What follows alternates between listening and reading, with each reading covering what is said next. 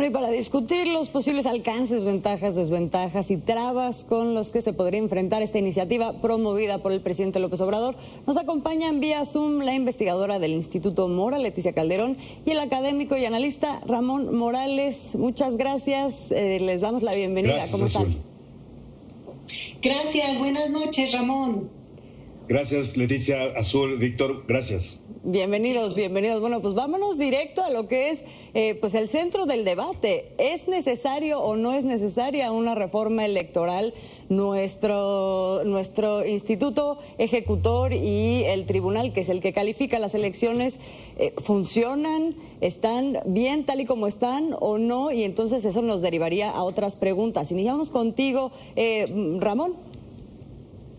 Es importante saber que en la lucha por el poder no necesariamente hay buenos y malos. Este es un tema muy importante porque el reto de la comunicación política es generar propaganda para que parezca una situación del bien contra el mal, posicionar bien al gobierno del lado del bien y a los opositores del lado del mal, para que se puedan hacer las correlaciones neuronales para generar el apoyo emocional que además puede respaldar una reforma y también ser un excelente producto mediático. En su libro La mente política, True Western, habla precisamente de las relaciones neuronales que existen en la mente de los ciudadanos cuando se les propone una política pública. Y bueno, es muy importante que para que la gente participe de esta causa le tenga un significado emocional límbico. Para los especialistas, que sea el córtex insular, la región del cerebro encargada de procesar las emociones asociadas a las conductas y sobre todo a las políticas públicas, la que entra en juego para hacer que la gente se meta, participe. Entonces, esto además de polarizar bien, alimenta los mercados electorales, eleva los ratings, y hablo de todos los medios de comunicación hasta de las mañaneras, pero hay que preguntarse quién es el verdadero beneficiario de esto, quién es el sujeto interesado de esto, a quién le importa quiénes se meten y quiénes no se meten en las elecciones, al pueblo de México o al presidente Andrés Manuel López Obrador. Entonces, por un lado estamos viendo los ataques al PRI, Alejandro Moreno, se está tratando de tomar por asalto con Ulises Ruiz el PRI, se tiene a Ricardo Anaya en jaque por unas declaraciones de Lozoya, por el otro lado suben los candidatos presidenciales del régimen y por otro lado criticamos al Instituto Electoral y vamos a tratar de reformarlo todo. De lo que se trata ahora es, para que no parezca una venganza personal, hacerlo un asunto de ciudadanos, de víctimas. El pueblo está el primero afectado por esto y el primer beneficiado por la reforma tiene que ser el pueblo. Con esto lo hace un tema personal. Y a pesar de que la lucha de poder no necesariamente sea un tema de buenos y malos, sino de gente luchando por el poder y por obtenerlo, se tiene que hacer a la ciudadanía partícipe del drama, partícipe de la propaganda para polarizar y hacer bandos. A ver, entonces, si estoy entendiendo, Ramón, aquí está proponiendo que toda esta discusión se trata de un tema de propaganda. Leticia, yo vuelvo a mi pregunta inicial. ¿Tenemos órganos, árbitros que funcionan como deberían de funcionar o no? Mira, yo creo que el tema ya llega a un punto que es una repetición de lo que hemos visto desde 1977. Y esto es lo que me gustaría transmitirles. Cada periodo electoral ha tenido posteriormente una reforma político-electoral de manera muy interesante. ¿Por qué?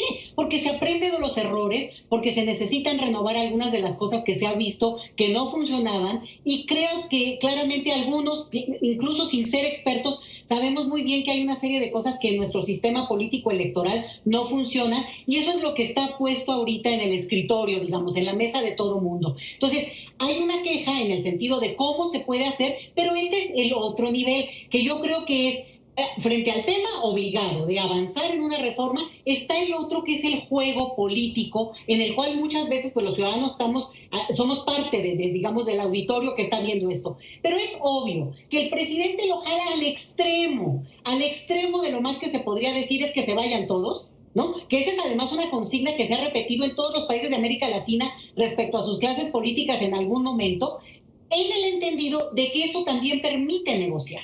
Porque una cosa es lo que se puede estar negociando en el Congreso, que obviamente tiene que seguir sus formas y sus ritmos, y otra muy distinta es lo que se hace desde una palestra pública, donde justamente se trata de escenificar también este jaloneo. Lo que a mí me impresiona es que que se la toman textual y jalonean del otro lado de la misma manera. Simplemente quiero decir que cualquier queja ante la Corte Interamericana de Derechos Humanos es absolutamente válida.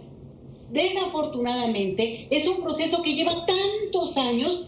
Yo de inmediato me acordé del caso de las hermanas Alvarado, unas chicas de Chihuahua cuya madre fue desaparecida, y se llevó años para que el proceso no solamente fuera aceptado, sino en su momento tuviera una resolución que, por cierto, el Estado mexicano tuvo que aceptar la causa, digamos, que les dio la razón a ellas. Entonces, por ahí va la cuestión. A ver, ahí un planteamiento muy claro, es decir, el tribunal, y yo tengo que decirlo aquí, es prácticamente indefendible con lo que hemos visto en las últimas semanas y cómo se han estado peleando, eso es muy cierto, y el presidente está tomando un punto que es bastante popular, que es irse contra los magistrados. Pero les quiero preguntar a los dos, en un análisis político, si bien el presidente no va a conseguir los votos necesarios, los números necesarios en la Cámara de Diputados para poder sacar adelante una reforma de este calado, porque tendría que ser por mayoría calificada, y dudo que la oposición vaya a doblar el brazo, entonces, y ahí va en la línea de lo que tú estabas diciendo, Leticia, ¿qué está buscando ganar el presidente con poner este tema en la discusión pública? Voy contigo, Leticia. Bueno, pues justamente está tratando de negociar y de que quede muy claro, primero ante la opinión pública, el papel que también los magistrados, en este caso claramente el tribunal, están llevando a cabo también, porque digamos se reveló de manera muy obvia lo que está pasando ahí en el tribunal. Internamente ellos están peleando hasta por la propina que se queda.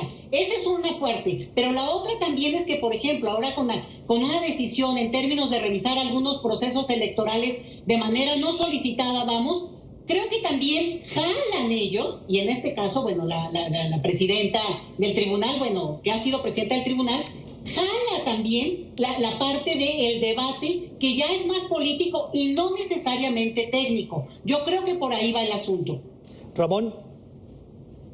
Bueno, a mí me gustaría muchísimo hacer unos ejemplos históricos para mostrar que estas jugadas que está haciendo Andrés Manuel son las más viejas del libro.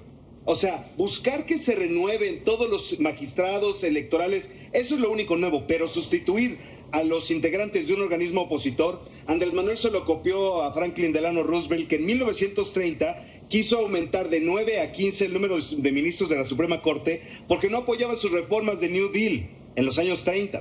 Entonces, cuando amaga de esta forma, la Suprema Corte recula y empieza a aprobar las reformas. Andrés Manuel lo hace en 2019 cuando los amenaza la Suprema Corte mexicana de subir de 11 a 16 el número de magistrados, de ministros de la Suprema Corte para ponerlos él. Porque la lógica precisamente de Roosevelt y de Andrés Manuel era poner a sus puestos a sus ministros, a sus acólitos, a sus avatares. Cuando aumento el tamaño de sillas en la mesa, yo digo quién se sienta en mi sexenio. Entonces, lo mismo está tratando de hacer, están reciclándolo. Y contestando tu pregunta original, Víctor, lo que quiere es sentar a la gente en la mesa para negociar que aumenten el número de ministros o de consejeros o de magistrados para poner a su gente. Entonces, como bien le dice Leticia, ¿no? O sea, lo que trata es estirarlo lo suficiente para que sea inconcebible la renovación total, pero entonces encontrar un punto intermedio. Esto se llama la ventana de Overton. Joseph Overton abre este teorema. Te pido lo máximo para que me concedas el punto medio y yo me veo razonable. No me extrañaría que lo que pidan es un punto medio,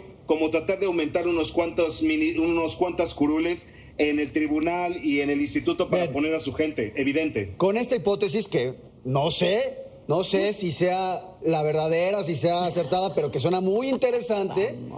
La repito nada más, tu hipótesis es: el presidente va a buscar aumentar el número de magistrados y el número de consejeros para poder cambiar hipotético. La correlación. Leticia no comparte ese punto de vista. Ahí la dejamos. Ese es el tema. Que diga su hipótesis. A ver, Leticia, tienes 15 segundos. No solamente no lo va a aumentar, sino lo que es muy probable que ocurra es que efectivamente en una reforma se pueda reducir el número de, por ejemplo, en el caso del INE. Me parece que está jugando de manera muy interesante esta hipótesis que Ramón dice acá. Me parece que le está jugando y la va a ganar en este caso López Obrador, porque los otros, los del otro lado, justamente se la están comprando completita. Completita, concuerdo contigo. Ahí la dejamos, les agradecemos como siempre una mesa muy agradable, les mandamos un abrazo. Un abrazo a los dos.